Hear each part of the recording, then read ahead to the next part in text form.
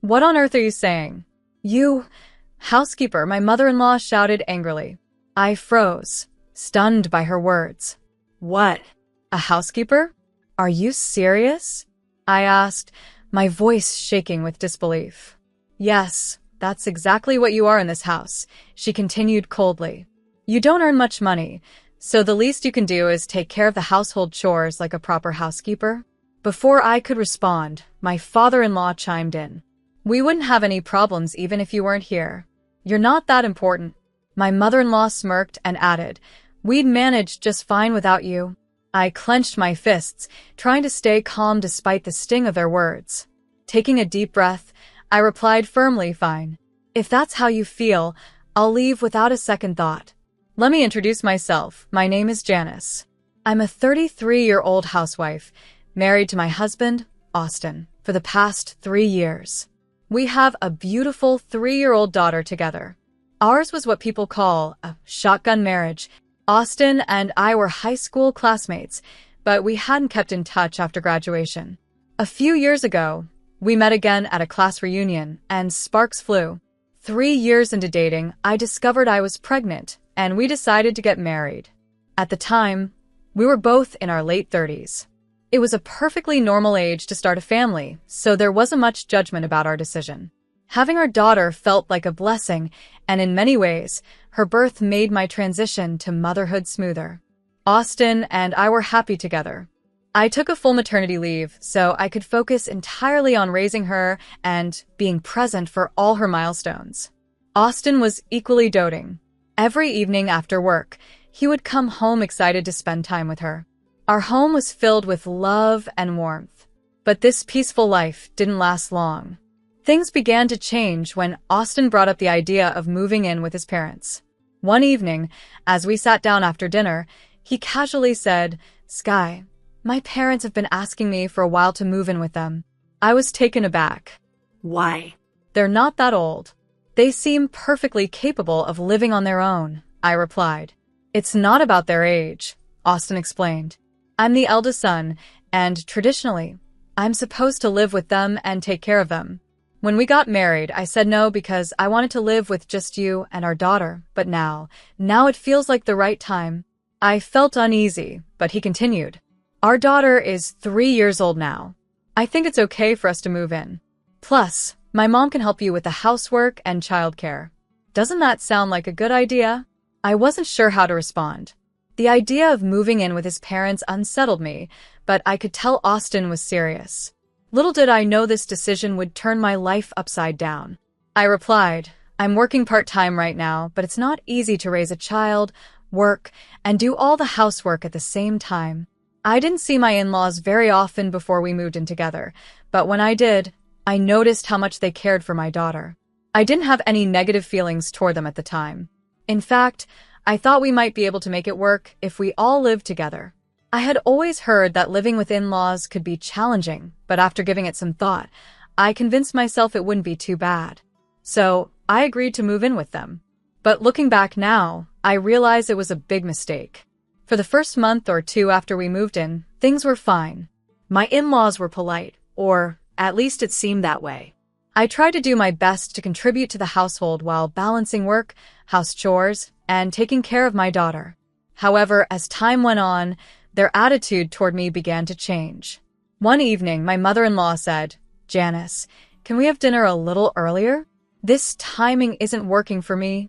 I explained, I usually pick up my daughter after work, and by the time we get home and I cook, it's around this time. I can try, but it's not easy. If you're only working part-time, you should come home earlier and make dinner on time, she replied bluntly. Well, it's my job, so I can't just leave whenever I want.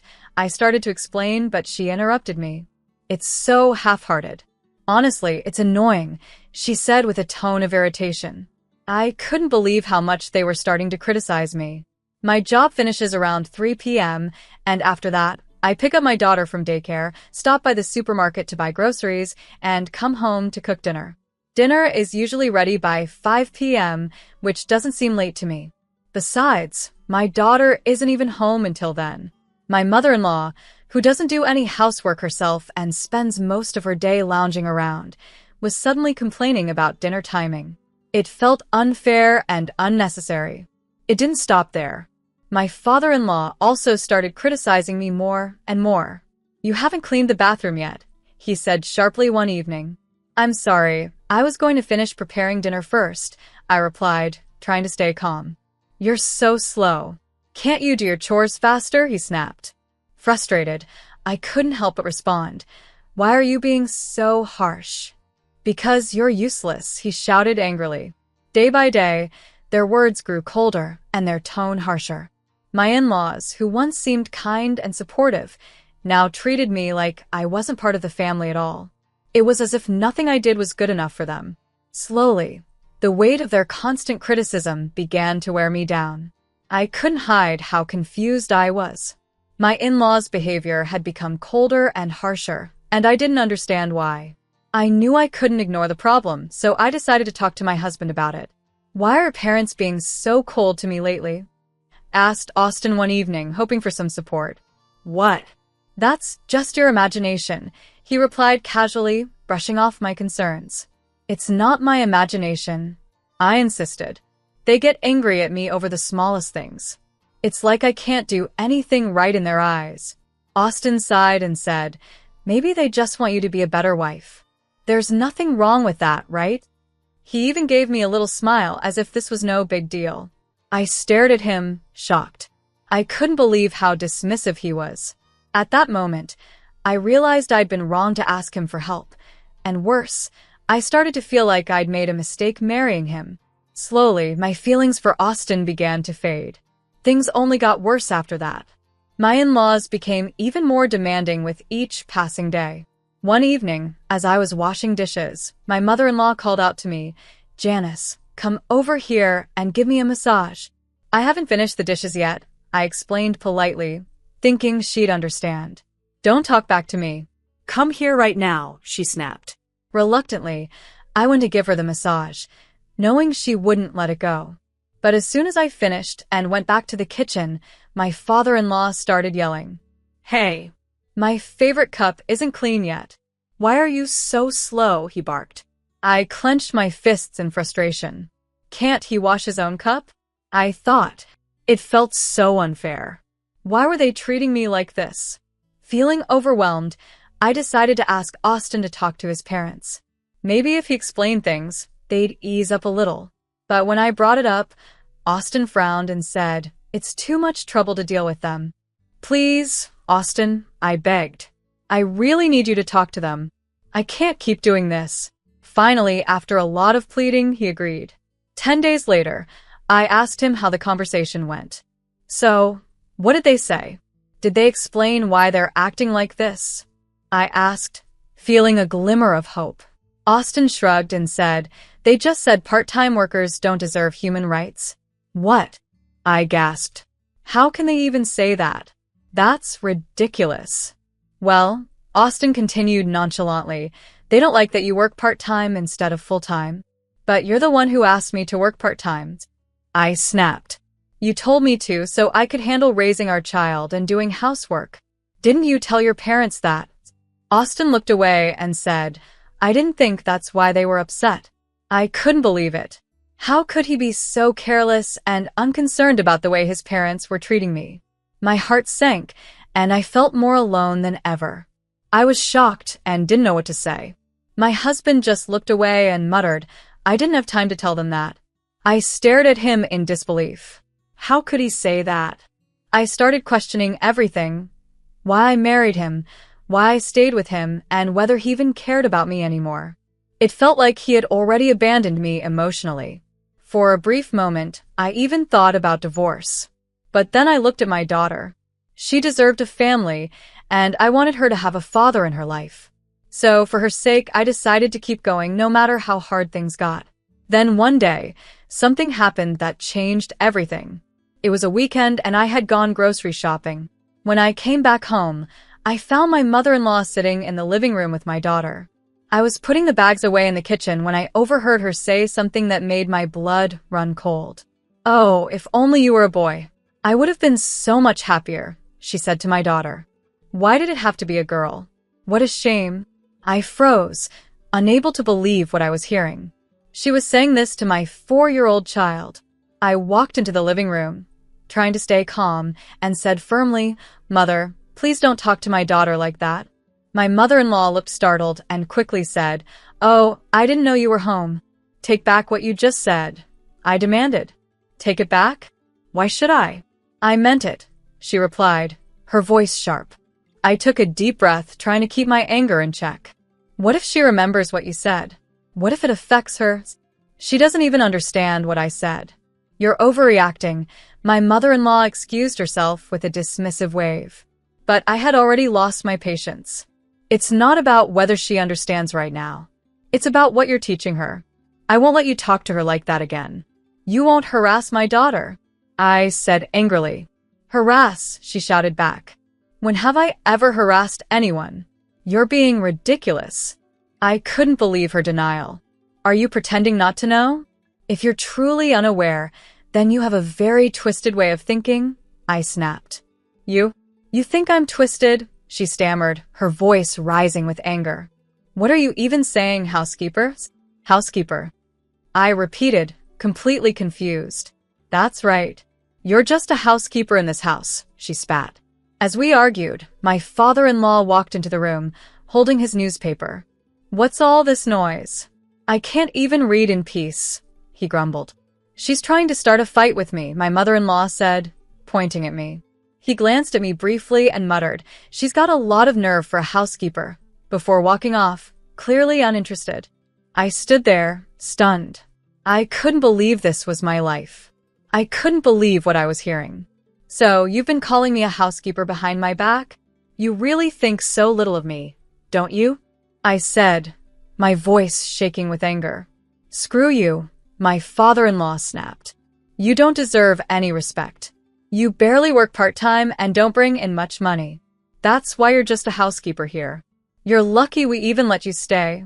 And how dare you challenge your mother-in-law?" he added. "You're worse than a housekeeper. You should leave already." Then my mother-in-law jumped in. "You probably got pregnant just to trap our son and take his money. That's the kind of woman you are. But honestly, we'd be perfectly fine without you here." I stood my ground despite their cruel words. "Say whatever you want. I've had enough of this nonsense." "You all seriously need a reality check," I said firmly. At that moment, I decided I wasn't going to take it anymore. I went to my room, grabbed my suitcase, and started packing my things. My daughter watched quietly as I packed, and I promised myself I'd protect her from these toxic people. Just as I was finishing, my husband came home.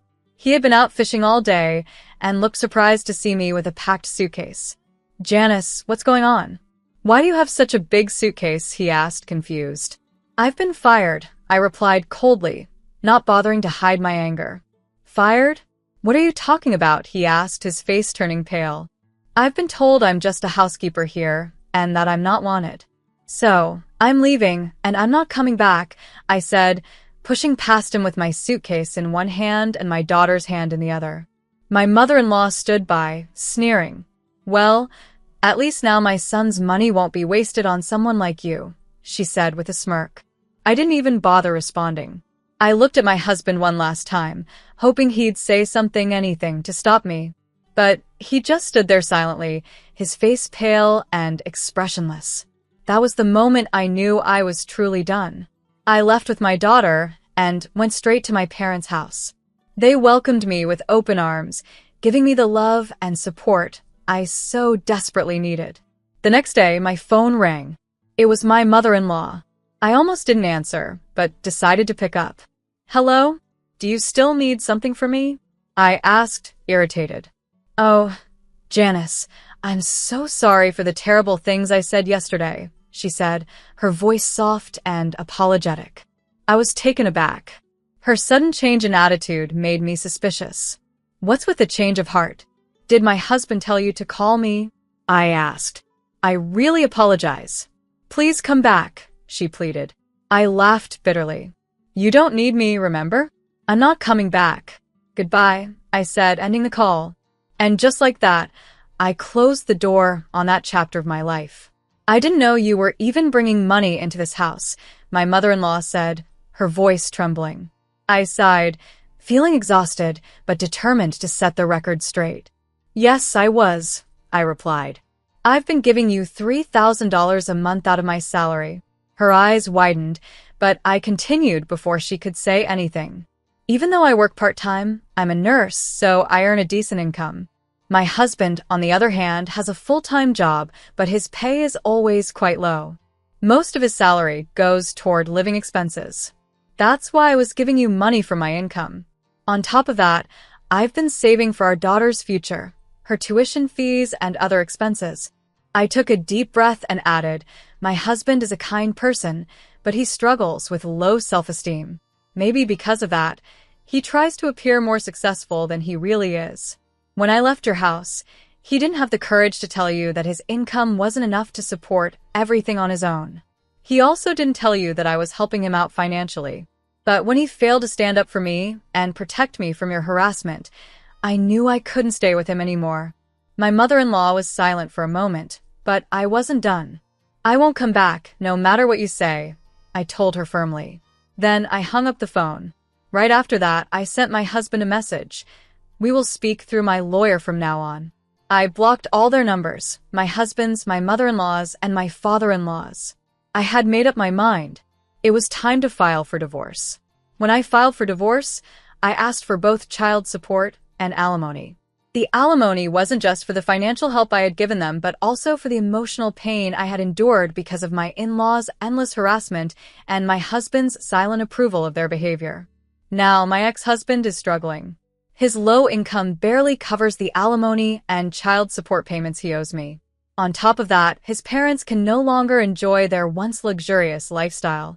They've burned through their savings so quickly that they're now depending on my father-in-law's retirement fund to get by. At this rate, it looks like they'll have a hard time managing for the rest of their lives. Honestly, it's not my concern anymore. I've moved on, and they're facing the consequences of their actions. I think they deserve it. Every time my ex-husband sees our daughter, he tries to ask me for help, saying he's in financial trouble. One day, when he brought it up again, I looked at him and said, if you keep asking me for help, I'm not going to let you see her anymore, I told him firmly. After that, my ex-husband stopped asking me for help. He knew I was serious and that there was no point in trying to guilt me into anything. With that chapter of my life closed, I returned to my parents' home, where I could finally start fresh. Being back with my parents was a blessing. They welcomed me with open arms and gave me the support I needed to move forward. My mother, in particular, has been a huge help by taking care of my daughter while I work. Now, as a single mother, I'm working harder than ever to provide for my daughter and build a stable future for us.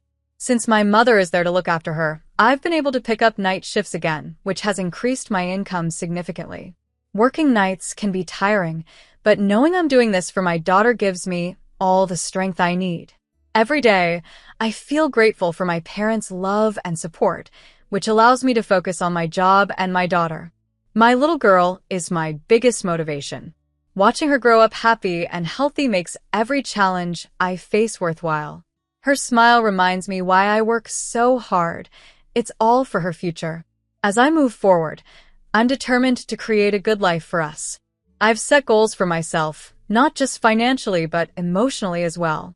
I want my daughter to grow up feeling secure, loved, and proud of her mother. I want to show her that even when life gets tough, you can overcome anything with hard work and determination. Life as a single mother isn't always easy, but it's also incredibly rewarding. I'm learning to balance work, parenting, and my own personal growth. Every step I take is one step closer to the life I want for us, a life filled with love, stability, and opportunity. Thank you for taking the time to read my story. If you've enjoyed it, please consider supporting by subscribing to the channel. Your support means so much to me as I continue to share my journey. Take care, and I hope to see you in the next video.